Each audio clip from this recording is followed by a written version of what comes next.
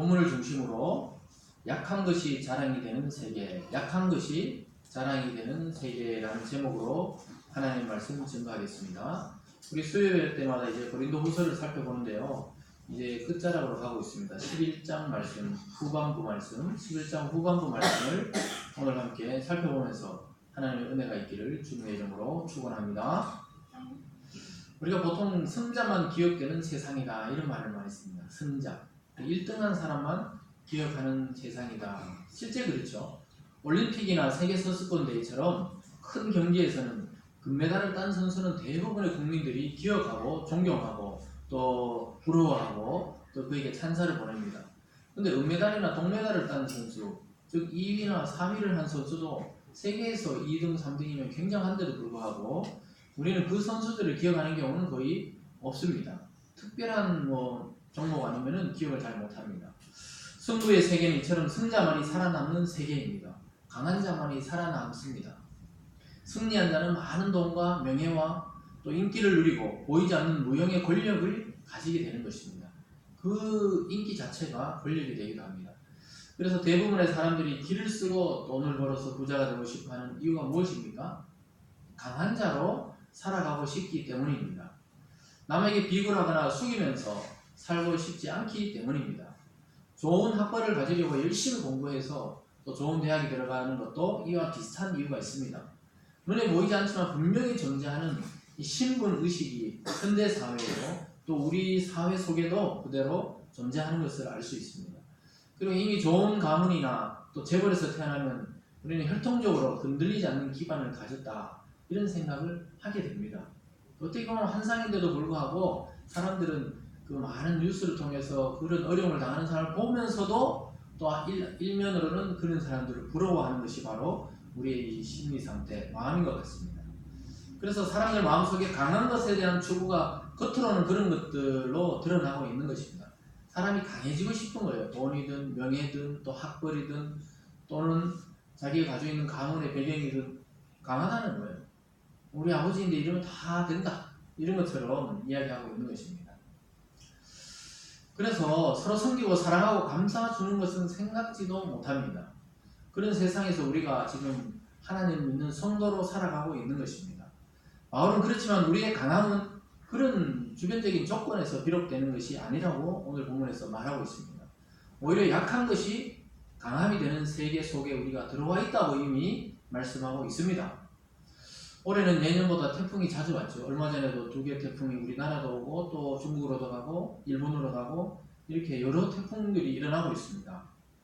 근데 여러분, 태풍이 강하게 불어닥칠 때 보면은 뉴스를 통해서 큰 나무들이 부러지고 차가 물에 잠기고 또 집이 떠내려가고 산사태가 나고 이런 것을 보게 되잖아요. 그럴 때 보면 대부분 큰 나무들이 부러지고 넘어지고 이렇습니다. 그런데 들판에 아주 작은 그 풀잎 같은 그 풀들 또는 풀잎처럼 작은 그런 식물들은 그 비바람을 다 맞고도 쓰러지는 것 같은데 쓰러지지 않고 다시 서는 모습을 보게 될 때가 많습니다. 참 신기하죠. 크고 강하면은 힘이 있을 것 같이 바람을 버텨낼 것 같은데 그런 나무 가지들은 부러지고 힘이 없는 그 연약한 들풀처럼 잔디처럼 이런 나무들은 지나고 나면 또 그대로 살아있는 것을 보게 됩니다. 여러분, 어느 것이 진짜 강한 것일까요? 눈으로 보이는 세계를 이 세상을 잡고 있는 사람들이 강해 보이고 절대 쓰러지지 않을 것 같지만 그렇지 않습니다. 진짜 인생의 태풍이 닥치고 위기가 몰아닥칠 때는 오히려 그런 강해 보이는 사람들이 그것을 감당하지 못하고 쓰러지고 넘어지고 또 인생의 비참한 지경에 빠지는 것을 보게 되는 것입니다. 오히려 세상에서 전혀 존재감이 없어 보이는 이 참 성도들이 고난과 역경을 견디고 이겨내고 강하게 되는 것을 보게 됩니다. 저 사람이 도저히 살 수 없는 환경 같은데 저런 것을 어떻게 견디고 이겨내고 계속 예배 가운데 나오고 또 주님을 의지하는지 참 신비한데요. 그것은 우리 내면에 그리스도의 강함이 우리 속에 존재하기 때문입니다. 그래서 그리스도인들의 삶의 원리를 다시 점검해 보아야 할 때입니다. 왜냐하면 이런 의식으로 살아야 되는데요. 우리들도 그리스도를 모르는 세상의 일반적인 사람들처럼 성도들도 살아가고 있는 것은 아닌지 점검해 보아야 할 때입니다. 자꾸 교회와 성도가 강해지려고 하고 많은 것을 가지려 하고 이 세상에서 어떤 기득권을 가지려 하는 또 교회가 커지려고 하고 또 어떤 신화적인 교회를 만들려고 하는 그런 것에 빠져 있지는 않은지 살펴보아야 합니다. 왜 강해지려고 합니까? 왜 우리가 많은 것들을 가져야 된다고 생각합니까? 그 이유와 목적이 무엇입니까? 왜 예수 그리스도와는 아주 반대 방향으로 걸어가고 있다고는 생각하지 않습니까? 예수님과 바울과 사도들이 걸었던 길과는 전혀 엉뚱한 길로 우리가 혹시 가고 있고 또 교회들이 그런 길로 가고 있지 않은지 우리는 다시 한번 말씀 앞에 점검해 보아야 하는 것입니다. 여러분 오늘 말씀을 듣고 다시 제 위치를 찾고 약함의 길로 나갈 수 있는 저와 여러분의 삶이 되시길 주님의 이름으로 간절히 소망합니다. 오늘 본문을 통해서 첫 번째는요, 육체를 따라 자랑하는 자들이 있다, 이렇게 바울이 말하고 있습니다. 육체를 따라 자랑하는 자들이 있다고 말씀하고 있습니다. 바울 사도는 앞장 10장에서부터 우리가 살펴보았지만요, 자기의 사도권을 변증하면서 오늘 본문에서는 아주 강력하게 그들에 대해서 반박합니다. 점점 수위를 높여갑니다. 바울은 이제 자기도 어리석은 그들과 같이 자랑을 좀 하겠다, 이렇게 말을 합니다. 그 반대로 보면 그들이 너무 어리석은 말들을 하고 다닌다, 이런 것이죠. 그러니 자기의 말을 용납하라고 먼저 당부하고 있습니다. 거짓 사도들과 그런 거짓 교사들의 특징을 한마디로 말하자면 그들은 육신을 따라 자랑하는 자들입니다. 교회 내에서 그런 자들이 있을 수가 있다는 것입니다. 이미 세상에 사고 또 세상에 물든 그 사고로 교회에 그대로 갖고 와서 발을 털지 않고 마음을 털지 않고 그대로 가지고 와서 교회를 그 잣대로 바라보는 사람들이 있다는 것입니다. 18절 말씀을 함께 읽어보겠습니다. 시작. 여러 사람이 육신을 따라 자랑하니 나도 자랑하겠노라. 여러분 거짓 사도들이 계속해서 자신의 혈통이나 학벌이나 가문이나 재산이나 지위나 특권 등을 내세우면서 자신의 일의 정당성을 확보하려고 했습니다.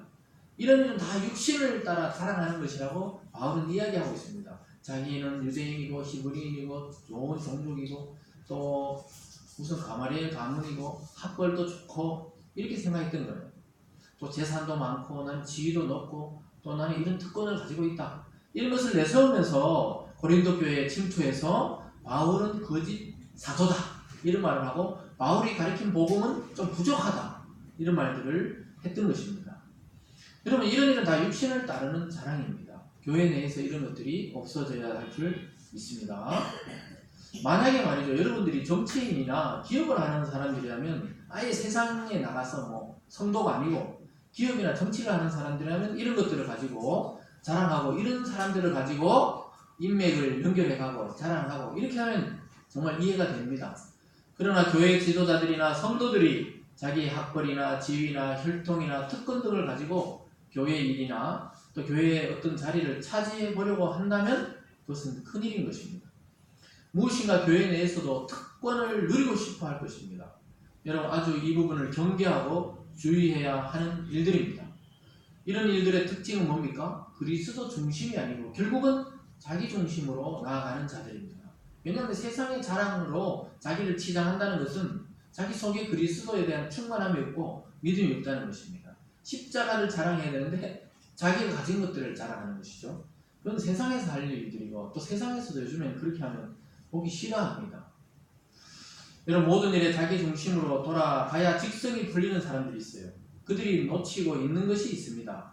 그들이 그처럼 소중하게 걸치고 있는 육신의 자랑은 순간이고 순간이 지나가면 아무것도 남는 것이 없고 오직 심판의 불과 함께 영원히 타버릴 없어질 것들입니다. 학벌도 명예도 돈도 집도 또 이 세상에 가지고 있는 기득권도 때가 지나면 다 사라질 것들입니다.